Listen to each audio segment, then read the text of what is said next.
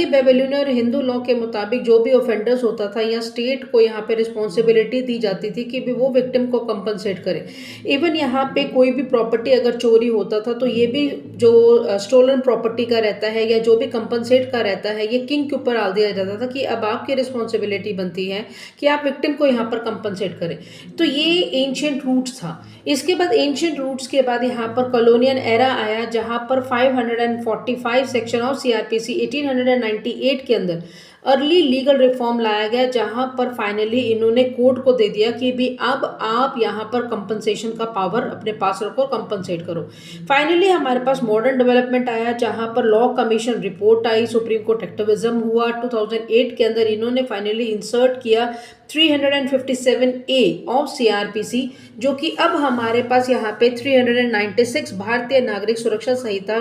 2023 के अंदर दिया गया। तो आज हम लोग देख लेते हैं कि भी victim compensation scheme according to section 396 BNSS का क्या कहना चाह रहा है, या इसका कॉरस्पॉन्डिंग सेक्शन जो था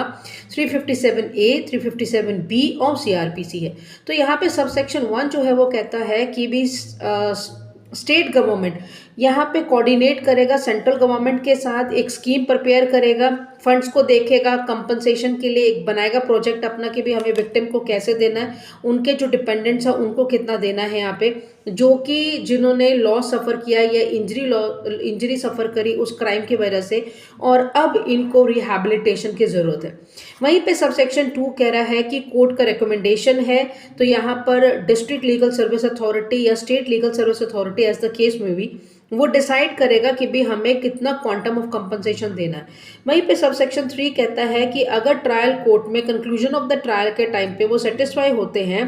कि ये जो कंपनसेशन अवार्ड किया गया 395 सेक्शन के अंदर वो एडुकेट नहीं है और जो एक्यूज्ड है उनको एक्विटल हो गया है या डिस्चार्ज कर दिया है, तो जो भी विक्टिम है उनको रिहैबिलिटेशन की ज़रूरत है, वो यहाँ पर रिकमेंडेशन कर देगा। वहीं पे सबसेक्शन 4 कहता है कि ऑफेंडर अगर ट्रेस नहीं हो पा रहा, आइडेंटिफाई नहीं हो पा रहा, लेकिन जो विक्टिम है वो आइडेंटिफाइड है और कोई ट्रायल यहाँ पर नहीं किया गया, तो विक्टिम या उनका डिपेंडेंट जो है एक एप्लीकेशन बना सकता है स्टेट को या डीएलएसए को, ताकि वो कंपनसेशन यहाँ पर अवार्ड कर सके। वहीं पे सबसेक्शन 5 कहता है कि भी ऐसे रिकमेंडेशन के रिसिट के बाद या एप्लीकेशन आने के बाद स्टेट या डीएलएसए जो है इंक्वायरी करने के बाद यहाँ पे कंप्लीशन जो इंक्वायरी करेगा वो 2 महीने के अंदर अंदर कर देगा और कंपनसेशन अवार्ड करने की बात करेगा।